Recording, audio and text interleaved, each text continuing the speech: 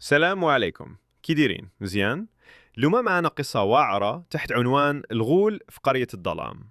الفصل الأول، البداية الغامضة. القرية صغيرة في أطراف الغابة، الأشجار كتيفة والضباب كيغطي الأرض مع الفجر. السكان كانوا عايشين حياتهم هانية، حتى بدا شي حاجة غريبة كتوقع. واش سمعتي هاد الصوت يا سلمى؟ سول عليا وهو كيشوف بيت الجار خاوي. أصوات؟ ممكن غير الريح، جاوبت سلمى، ولكن القشعريرة كانت كتجري في جسمها. ديك الليلة اختفى أول واحد من القرية، الراجل العجوز اللي كان ساكن بوحدو على أطراف القرية. ما بقى حتى أثر ليه إلا الباب محلول وكتابه مقلوب على الأرض. الفصل الثاني، ظهور الغول. كل ليلة الغول كيخرج من الكهوف القديمة، ضخم، جلدو بحال الحجر وعينو الحمراء كيتوهج في الظلام. كيختار ضحاياه بصمت وكياخدهم بعيد قبل ما يخلي اي اثر.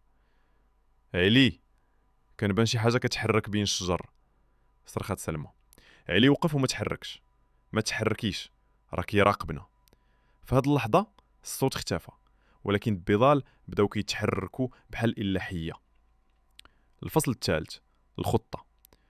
علي وسلمى قرروا يواجهوا الغول قبل ما يدمروا القريه كامله. جابوا الفؤوس والمشاعل ومشاو للغابه في الليل. كل خطوه كانت كتطلع صوت غريب، وكل سمة هوا كتجيب ريحة الموت. خاصنا نلقاو الكهف، يمكن يكون سر هاد الوحش، قال عليا وهو كيشوف الشجر كيتحرك. انا خايفه علي، ما بغيتش نموتوا بحالهم، جاوبت سلمى، ولكن العزم كان في عيني عليا. الفصل الرابع، مواجهة الظلام. وصلوا للكهف الكبير، فين كانت آثار القرية المهدورة واضحة، البيوت محترقة والأرض عامرة بالدم. تما بان الغول، أكبر مما تخيلوا. صوتو كيهضر بحال صرخة الموت، ومخالبو الطويلة كتلمع في الضوء الخافت ديال المشاعل. هذا هو الغول، همست سلمى والدم تجمد في عروقها. علي حارب الغول بكل قوته، ضربو بالفأس، ولكن الغول كان أقوى وأسرع. بدا كيهجم على القرية، وكل اللي بقاو من السكان تدمروا. الفصل الخامس، السر المظلم.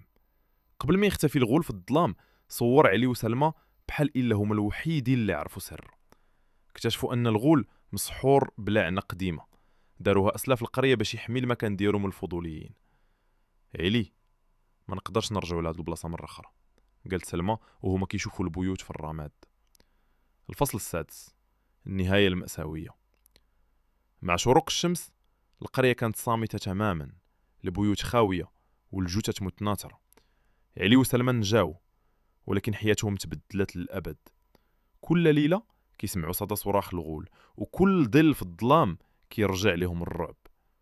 النهاية كانت مأساوية، الغول باقي حر، القرية تدمرات وسكانها ماتوا كاملين.